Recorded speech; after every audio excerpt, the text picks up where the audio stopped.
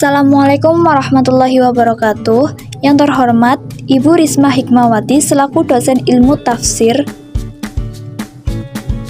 Kami dari kelompok 2 yang beranggotakan Ulil Mismah, Muhammad Ali Frehan Ubaidillah, Nur Hafidatunisa, dan saya sendiri Ansila Salsabila akan menjelaskan tentang tafsir di era masa pertengahan. Yang pertama adalah sejarah tafsir era pertengahan. Perkembangan karya tafsir kali ini memasuki era pertengahan, yaitu sekitar abad ke-3 sampai abad ke-16 Hijriah. Periode ini ditandai dengan terkodifikasinya banyak karya tafsir. Dalam peta sejarah pemikiran Islam, periode pertengahan dikenal sebagai zaman keemasan bagi ilmu pengetahuan. Secara garis besar, tafsir Al-Quran pada periode pertengahan diklasifikasikan menjadi 5 periode. Periode pertama pada zaman akhir Bani Muawiyah dan permulaan zaman Abbasiyah. Periode ini pembukuan hadis menjadi prioritas utama dengan mencakup berbagai bab. Pada masa ini tafsir hanya memuat tafsir Al-Quran, surat demi surat, ayat demi ayat, dari awal Al-Quran sampai akhir. Periode kedua telah dilakukan pemisahan tafsir dari hadis dan dibukukan secara terpisah menjadi satu buku tersendiri. Periode ketiga membukukan tafsir dengan meringkas sanadnya dan menukil pendapat para ulama tanpa menyebutkan orangnya. Kemudian pada periode keempat, pembukuan tafsir banyak diwarnai dengan buku-buku terjemahan dari luar Islam. Pada periode kelima, tafsir maudhu'i, yaitu tafsir dibukukan menurut suatu pembahasan tertentu sesuai disiplin bidang keilmuan. Seperti yang ditulis oleh Ibnu Qayyim dalam bukunya At-Tibyan fi Aqsami Al-Quran, Abu Ja'far An-Nahas dengan Nasikh wal Mansukh, Al-Wahidi dengan Asbab An-Nuzul, dan Al-Jassas dengan Ahkam Al-Qur'annya. Oke, lanjut. Karakteristik tafsir di era pertengahan. Yang pertama ada pemaksaan gagasan eksternal Al-Quran. Maksud dari gagasan eksternal Al-Quran ini adalah bahwa pada zaman itu kebanyakan kitab tafsir yang dihasilkan berdasarkan pada kepentingan. Oleh sebab itu hasil penafsirannya sesuai dengan kepentingan subjektif para mufasir. Yang kedua bersifat ideologis. Ini maksudnya adalah kecenderungan cara berpikir yang berbasis ideologi mazhab atau sekte keagamaan atau ilmuwan tertentu ketika menafsirkan ayat Al-Quran. Yang ketiga banyak pengulangan penjelasan. Dan yang keempat terpisahnya dengan hadis. Namun yang kelima bersifat repetitif. Umumnya tafsir periode ini menganut sistem musyafi, artinya penafsiran ini mengikuti tata urutan ayat dan surat dalam mushaf Al-Quran. Ini merupakan konsekuensi dari penggunaan tahlili yang memang populer pada saat itu. Yang terakhir bersifat parsial, maksudnya adalah uraian tafsirnya cenderung sepotong-potong, tidak komplit sehingga kurang mendapatkan informasi yang utuh dan komprehensif ketika hendak mengkaji suatu tema tertentu.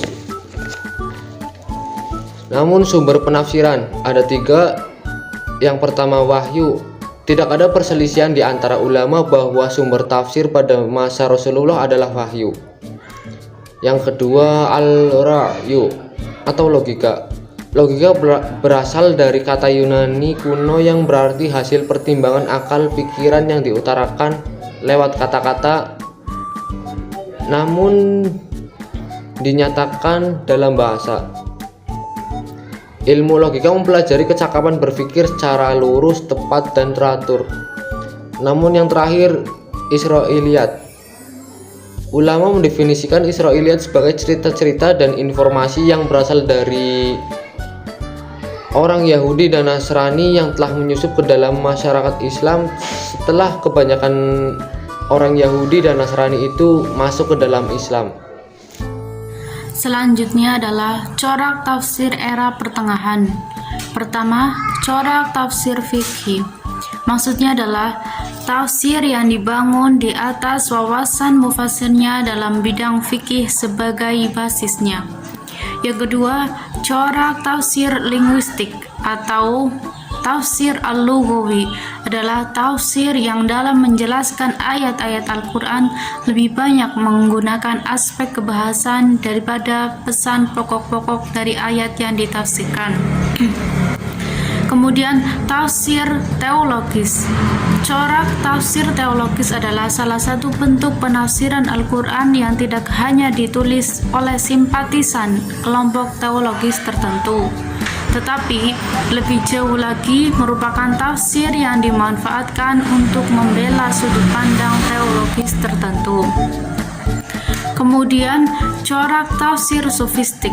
Berkembangnya sufisme dalam dunia Islam ditandai dengan praktik-praktik asketisme dan eskapisme yang dilakukan oleh generasi awal Islam semenjak munculnya konflik kepentingan politis sepeninggal Nabi.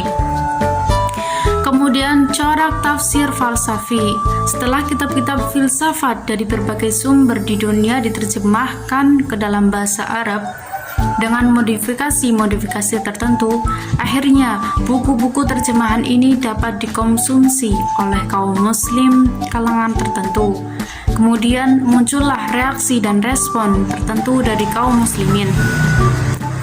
Kemudian yang terakhir, corak tafsir al-ilmi adalah tafsir yang menempatkan berbagai terminologi ilmiah dalam ajaran-ajaran tertentu Al-Quran atau berusaha mendeduksikan berbagai ilmu serta pandangan-pandangan filosofisnya dari ayat-ayat Al-Quran.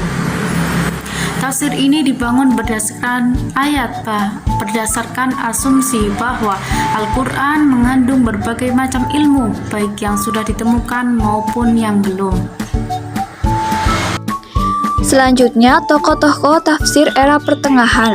Yang pertama, ahli sastra ada Abu Hayyan, Jalaluddin Al-Mahali, Al-Nisaburi, Al-Qadli Abdul Jabbar, dan lain-lain.